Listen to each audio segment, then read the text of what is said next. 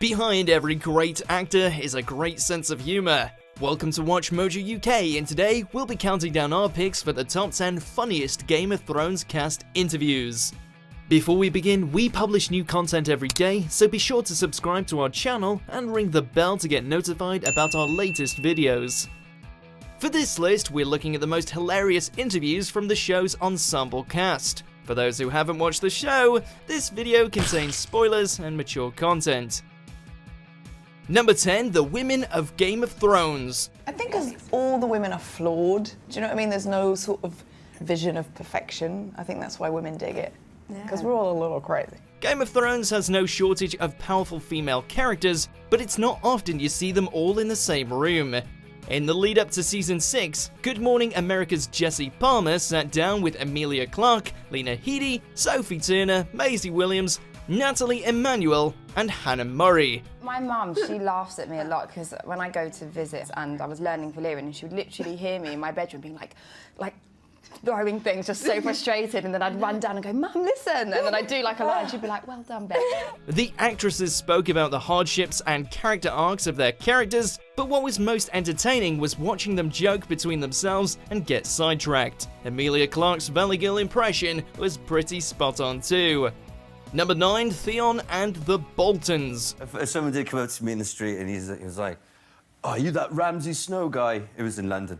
And yeah, I was like, "Lord Bolton to you." And he was quite a big guy, and he did take it, yeah. Theon Greyjoy has one of the most dramatic character arcs in the series. After betraying the Starks, he's betrayed himself and tortured by Roose Bolton's bastard son, Ramsay. Alfie Allen does a fantastic job of portraying Theon's trials and tribulations, and he spoke to Jimmy Kimmel about the worst of them, along with Iwan Rheon, who plays Ramsay, and Michael McKellarton, aka Roose Bolton. Are they respectful in real life when they meet any of you? Around the Boltons, yeah. It's actually pretty weird to see Theon and Ramsay sitting side by side as friends, but their banter at each other's expense quickly shows their chemistry. While Iwan Rheon dances around what his character did to Theon, Alfie is more straightforward. Well, he had an appendage that was removed, I think for pleasure, really. Yeah. I had my willy chopped off, all right? Yeah. Number 8, Peter Dinklage and fans. Third Emmy. Is it as exciting the third time? It'll be really exciting the fourth time. During his long tenure playing Tyrion Lannister, Peter Dinklage has attracted a lot of fan attention and support. Although the actor tries to dodge fan questions, they'll apparently go to extreme lengths to get answers about the show from him. I love the fans. They are our joy, why we make the show.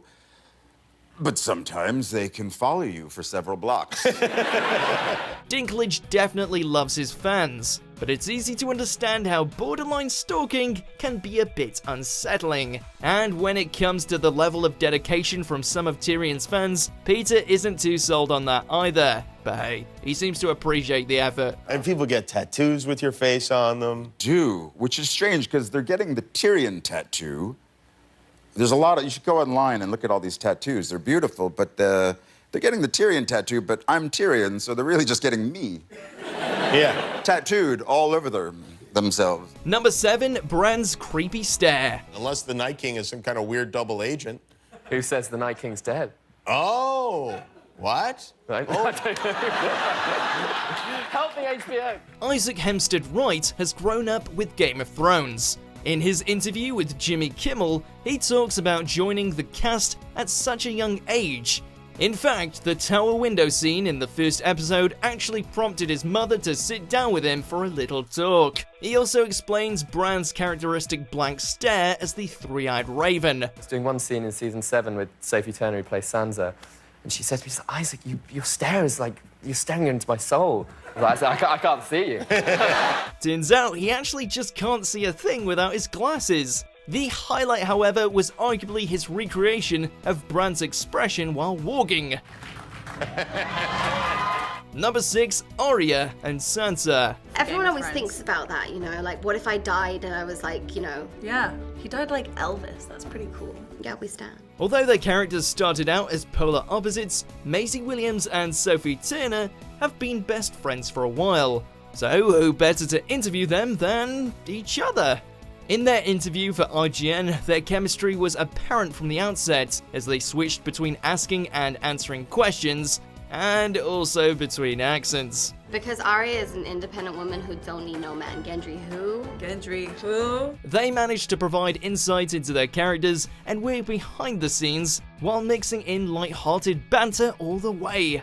For me, it was nice to be in one location, to be inside, and have a new costume, and be hit in the face a lot. It was just great. Number 5, Kit's April Fool's joke. And he came to work and was like bragging about it, about this hilarious thing he did. And we were like, Yeah, what a shit. Jon Snow and Ygritte had one of the most thrilling and tragic relationships on Game of Thrones. In real life, actors Kit Harington and Rose Leslie got married after meeting on the show. During Kit's interview with Jonathan Ross, he explained how an April Fool's joke on Rose didn't quite go as planned, starting with her reaction.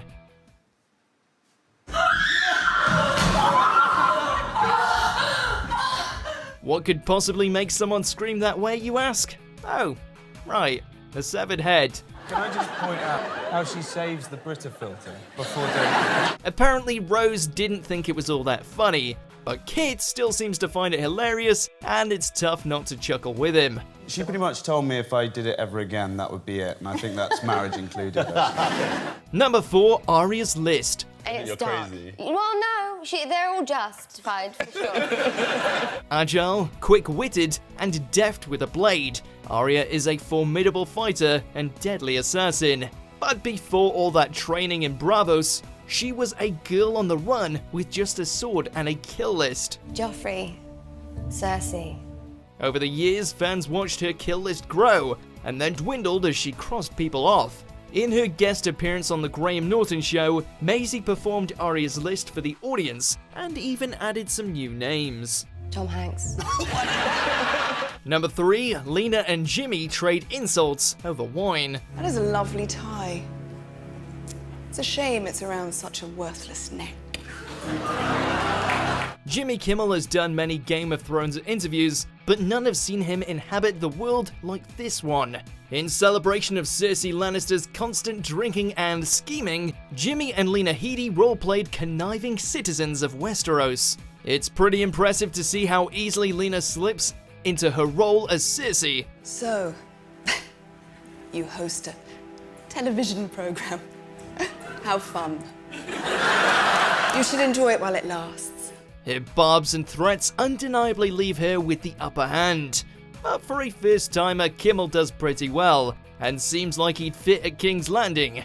Does this mean that Jimmy should have gotten a Game of Thrones cameo? You have such a way with words. I wonder if you'll be as clever when I have your tongue ripped from your throat.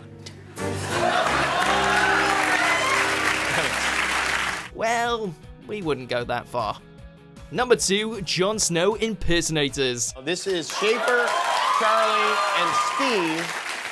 They're all very, very good, and they all have taken their inspiration facial hair-wise from you as well. Many fans have been inspired to recreate the looks and attitudes of their favorite Game of Thrones characters. With Jon Snow's popularity and unique style, it's no surprise that he has quite a few imitators. In this interview, Jimmy Kimmel has actor Kit Harington judge a group of Jon Snow impersonators. The three give it their all as Kit laughs along. Did you know? Every Kellogg's Frosties Flake starts as a grain of corn. The third and final contestant, Steve Love, tackles several other characters too, and pulls off a particularly impressive Varys, as Jon Snow is pretty good. Pantaloon will give you healthy looking hair with every wash. But, as we all know, no one matches Kit. Winter is coming. Before we unveil our top pick, here's some honourable mentions. We were having a drink the other night and I just told him everything about how the series ends and everything, and he couldn't have looked less interested. I walked in and I saw the dogs. I think it was a couple of seasons previous. It was the same dogs, and I was like, "Hello, doggy," and they were like, "Don't look the dog in the eye." April Fools! You are good! You are so good! Number 1, Jason Momoa speaking Dothraki.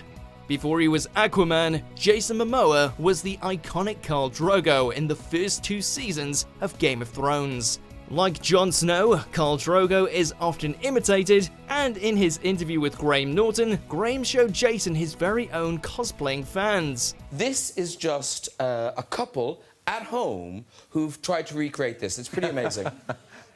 But the best bit came when Jason flaunted his Dothraki language skills for guest Sarah Millican.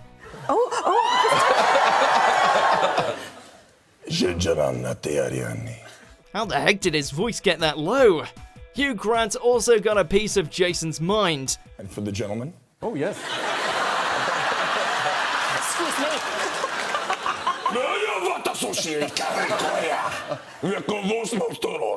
We're pretty sure that was a threat, even if it was delivered more like a joke. But either way, we'll take it.